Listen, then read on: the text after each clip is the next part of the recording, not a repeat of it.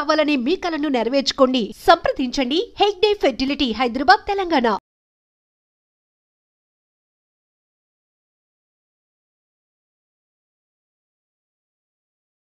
ఇక్కడ ఇంకో లింక్ కూడా ఉంది సార్ శివుడితో.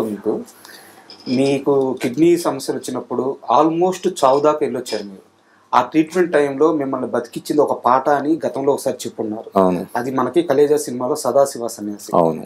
ఏ శివుడి పాట అయితే మిమ్మల్ని బతికిచ్చిందో అదే శివుడి సినిమాకి ఈరోజు మీరు పనిచేసి ప్రేక్షకుల ముందుకు రాబోతున్నారు. ఈ మొత్తం సర్కిల్ ఎలా అనిపిస్తుంది? అంటే పర్సనల్గా నా చిన్నప్పటి నుంచి భగవంతుని విపరీతంగా నమ్ముతూ ఉంటాను. నేను కొంత సాధన చేశాను, దారి తప్పాను, అది ఒక స్పిరిచువల్ జర్నీ వేరే. బట్ లైఫ్లో మనం చాలాసార్లు డిప్రెషన్ లోనవుతాం. ఎప్పుడు మన జాబ్ పోయినప్పుడు, ఫైనాన్షియల్ క్రైసిస్ వచ్చినప్పుడు, ఇంట్లో ఎవరికో బాగున్నప్పుడు. ఇది నాది త్రూ 2010-11 పరిస్థితి ఏంటి అంటే, నేను ఒక రైటర్గా నేను ఏ పొజిషన్ ఎక్స్పెక్ట్ చేశాను ఆ పొజిషన్కి వెళ్ళిపోయాను, చేరుకోబోతున్నా. ఒకవైపు రామ్ చరణ్ గారు, ఎన్టీఆర్ గారు, అల్లు అర్జున్ గారు, ఇలా టాప్ స్టార్ సినిమాలను ఎట్ ఏ టైం చేస్తున్నా. సో ఇటువంటి సినిమాలు నాకు సోలో రైటర్గా పనిచేస్తాను. లైఫ్ టర్నింగ్ తిరగబోతున్నాను అనుకున్న దశలో ఇల్ హెల్త్ వచ్చింది. నా బ్యాడ్ హ్యాబిట్స్ లేవు, బట్ గుడ్ హ్యాబిట్స్ కూడా లేవేమో నాకు అనిపిస్తూ ఉంటుంది. సో వచ్చింది, it's a fate.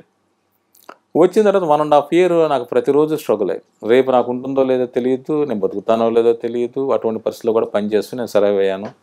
Total industry మొత్తం నాకు సపోర్ట్గా నిలిచింది. ఆ దశలో అర్ధరాత్రులు అపరాత్రులు నాకు ఊపిరాడగా హాస్పిటల్ కారులో తీసుకెళ్తున్నప్పుడు ఒక 2 పాటలు వినేవాడిని. అప్పుడు ఉన్నది ఒకటే పాట, కలేజాలో సదాశివ సన్యాసి, రామజోగయ్య శాస్త్రి గారు రాశారు. ఆ పాటలో ఒక 2 లైన్లు ఉంటాయి, లోకాల నేలే రేడు నీకు సాయం కాకపోడు అనేది. ఓకే, ఇది నేను దాటుతాను, ఈ 1.5 year ఈ చావు పోరాటం నుంచి బయటపడతాను, నా ఫ్యామిలీ రెస్పాన్స్ ఫుల్ఫిల్ చేసుకుంటాను అని ఒక ఇన్స్పిరేషన్ మోటివ్ సాంగ్గా అది నన్ను నిలబెట్టింది ఆ రోజు. సో అక్కడి నుంచి సాగిన ప్రయాణంలో నేను కొన్ని డివోషనల్ టచ్ ఉన్న బ్యాక్డ్రాప్ సినిమాలు కూడా నేను రాశాను. ఉదాహరణకు అర్జున్, మధుర మీనాక్షి బ్యాక్డ్రాప్లో నడిచిన సినిమా. అలా కన్నడంలో నేను శివం అని ఒక సినిమా రాశాను, ఉపేంద్ర గారి హీరో, దండపాణి డైరెక్టర్ శ్రీనివాసరావు గారు.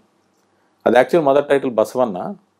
అప్పటి ముఖ్యమంత్రి యడ్యూరప్ప గారు అసెంబ్లీలో ఆ టైటిల్ మీద చాలా గొడవ చేసి కాంట్రవర్సీ అయ్యి టైటిల్ మార్చి చిరక శివం అని పెట్టారు. తెలుగులో బ్రాహ్మణ అని డబ్ అయింది. సో నేను అనుకోకుండానే నాకు అలాగే రుద్రమదేవి సినిమాలో పరమేశ్వరుడు రుద్రుడికి పాశుపత శైవారాధన చేసిన వ్యక్తి మహారాణి రుద్రమదేవి. సో నా సినిమాల్లో అటు పరమేశ్వరుడు కావచ్చు, అమ్మవారు కావచ్చు అలా వచ్చారు. అలాగే రాణా గారికి నేను చెప్పిన కథ కూడా ఒక వైష్ణవానికి సంబంధించిన కథ, ఒక గొప్ప చారిత్రక ఘట్టం ఆధారంగా నేను చెప్పిన ఒక కథ, ఒక అడ్వెంచర్స్ యాక్షన్ ఫిల్మ్.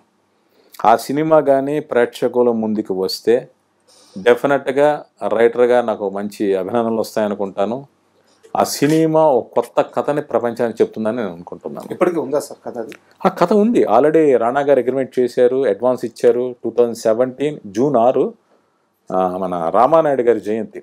సో ఆ రోజు సెంటిమెంట్గా రాణా గారు అడ్వాన్స్ ఇచ్చి అగ్రిమెంట్ చేశారు. హిరణ్య తర్వాత చేస్తా అన్నారు, ఆయన చేస్తారో చేయరో నాకు ఇంకా తెలియదు. మధ్యలో అడిగా కథ ఆయన దగ్గర తీసుకుని వేరే వాళ్ళ కోసం ఎప్పుడో చూద్దామన్న ఆలోచన కూడా ఉంది, మరి చూడాలి. సార్ ఇప్పుడు కన్నప్పతో మీరు ఫస్ట్ నుంచి ట్రావెల్ అయ్యారు, ఐ మీన్ స్క్రిప్ట్ నుంచి ట్రావెల్ అయ్యారు అంటే దాంట్లోకి ఎలాంటి యాక్టర్స్ వస్తున్నారు, ఎవరు ఇన్వాల్వ్ అవుతున్నారు, ఎవరితో ఏ సీన్ చేయబోతున్నాం, ఇదంతా మీకు మొత్తం తెలుసు.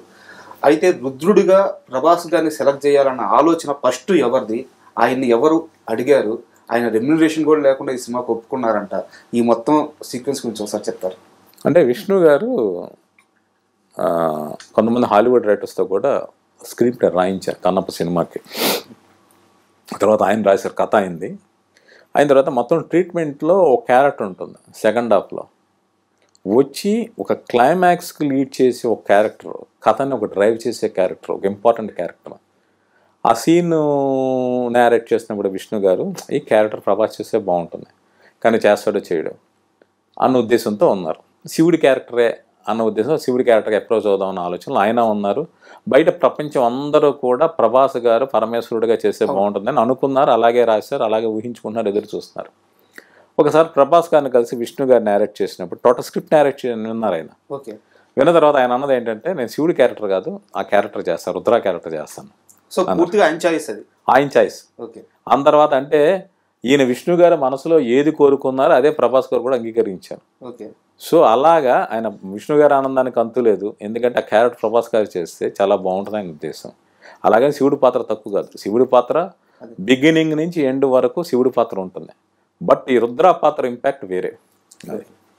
సార్ అలాగే ఇప్పుడు మనకి తెలుగు ఇండస్ట్రీలో చూసుకున్నట్టయితే శివుడి క్యారెక్టర్ వేయాలని చిరంజీవి గారికి చాలా ఇష్టం. మంచు ఫ్యామిలీకి మెగా ఫ్యామిలీకి ఎన్ని చిన్న చిన్న గిల్లికజ్జాలు ఉన్నా వాళ్ళిద్దరూ ఒకటే, ఫైనల్గా వాళ్ళ రిలేషన్ చాలా అద్భుతంగా ఉంటుంది. చిరంజీవి గారిని అప్రోచ్ అవ్వాలన్న ఆలోచన ఏమన్నా జరిగిందా? నాకు తెలిసి అది జరగలేదు. ఓకే. మీరు అన్నట్టు చిరంజీవి గారు పార్వతీ పరమేశ్వరుని ఎప్పుడో ఒక 80s వచ్చిన సినిమాలో ఫస్ట్ టైం శివుడికి యాక్ట్ చేశారు. తర్వాత ఆపద్ బాంధవుల్లో ఒక సాంగ్లో చేశారు, శ్రీమంజనాల్లో ఫుల్ లెంగ్త్ శివుడి క్యారెక్టర్ చేశారు. ఎందుకంటే ఆయన పూర్తి పేరే శివశంకర్ వరప్రసాద్ కాబట్టి ఆయనకు పరమేశ్వరుడి పాత్ర మీద చాలా మక్కువ ఉండి ఉండొచ్చు. వీళ్ళు మొదటి నుంచి శివుడి పాత్ర ఒక తెలుగు అంటే చిరంజీవి గారు అని వాళ్ళు ఏం అనుకోలేదు, వేరే స్టార్ ఎవరైనా చేస్తే బాగుంటుందో మొదటి నుంచి అనుకున్నారు. చివరికి ఆ పాత్ర అక్షయ్ కుమార్ గారు చేశారు. సూపర్.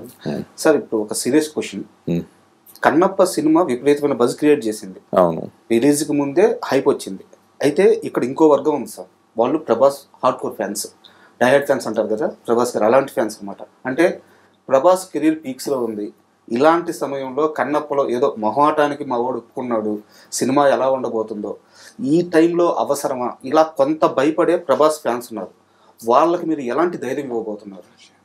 ఇది ధైర్యం కాదండి, అంటే ఒక నటుడికి రకరకాల భిన్నమైన పాత్రలు చేయాలని కోరుకుంటుంది. ప్రభాస్ గారు ఈరోజు పాన్ ఇండియా స్టార్ దాటే ప్రపంచవ్యాప్తంగా తెలిసిన స్టార్ అయ్యారు. ఎందుకంటే అటు హాలీవుడ్ కావచ్చు, మిడిల్ ఈస్ట్ కంట్రీస్ కావచ్చు, జపాన్ కావచ్చు, వీటన్నిటిలో ఆయనకు విపరీతంగా ఫ్యాన్స్ ఉన్నారు. అయితే ఏంటి అంటే కన్నప్ప సినిమా అనేది ప్రభాస్ గారి ఫ్యామిలీకి ఒక స్పెషల్ ఫిల్మ్. ఎందుకంటే ఆయన పెదనాన్న గారు కృష్ణరాజు గారు భక్త కన్నప్ప అని సినిమా చేశారు, అదో మెమరబుల్ మూవీ.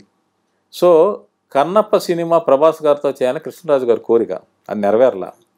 సో ప్రభాస్ గారు ఆయనకున్న బిజీ షెడ్యూల్స్ కావచ్చు, ఆయనకున్న ప్లానింగ్ కావచ్చు, వస్తున్న ఆఫర్స్ కావచ్చు, కన్నప్ప క్యారెక్టర్ ఆయన చేసే అవకాశం లేదు. బట్ తనకి చాలా ఇష్టమైన మోహన్ బాబు గారు ఇన్ని 100 కోట్లు పెట్టి సినిమా తీస్తున్నారు, విష్ణు గారు ఆ పాత్ర మీద మక్కువతో సినిమా చేస్తున్నారు. మా పెదనాన్న గారి డ్రీమ్ వీళ్ళు చేస్తున్నప్పుడు నేను పార్టిసిపేట్ చేయాలని. ఇప్పుడు ఆయన చెయ్యాలనుకుంటే ఇంకొకటి చెప్తున్నాను, ఆయన ఏ శివుడి పాత్ర చేయొచ్చు, లేక ఇంకో పాత్ర చేయొచ్చు, ఒక క్యామియోలో చేయొచ్చు. కానీ ఆయన రుద్ర పాత్ర ఎందుకు చేశారు, ఆ పాత్రలో ఒక స్ట్రైకింగ్ ఎలిమెంట్ ఉంది, అందుకని ఆ పాత్ర చేయడానికి కూడా ఆయన ఇష్టపడ్డారు. అంటే కమర్షియల్గా మంచి ఎలివేషన్స్ ఉంటాయంటారు. కమర్షియల్గా అంటే భక్తిని మించిన కమర్షియాలిటీ ఇంకోటి లేదు, ఓకే. దేవుడి గురించి మించిన విశ్వాసం కానీ దాని గురించి నడిచే కథ మించింది లేదు. ప్రభాస్ గారి క్యారెక్టర్ ఏంటి అంటే ఈ ప్రజెంట్ జనరేషన్కి ఎన్ని లాజికల్ క్వశ్చన్స్ అడుగుతారో ఆయనే అడుగుతాడు, ఆయనే సమాధానం చెప్తాడు. అసలు ఆయన ఇటు విష్ణు గారితో మాట్లాడే డైలాగ్స్ కావచ్చు, మోహన్ బాబు గారితో మాట్లాడే డైలాగ్స్ కావచ్చు, అవన్నీ ఆడియన్స్ని ఆలోచింపజేస్తాయి, క్లాప్స్ కొట్టేస్తే విజిల్స్ వేయిస్తాయి. సో ప్రభాస్ ఫ్యాన్స్ ఏంటంటే వాళ్ళ హీరో ఫుల్ లెంగ్త్ సినిమా కాకపోయినా ప్రభాస్ గారి పాత్ర చిరకాలం గుర్తుండిపోతుంది.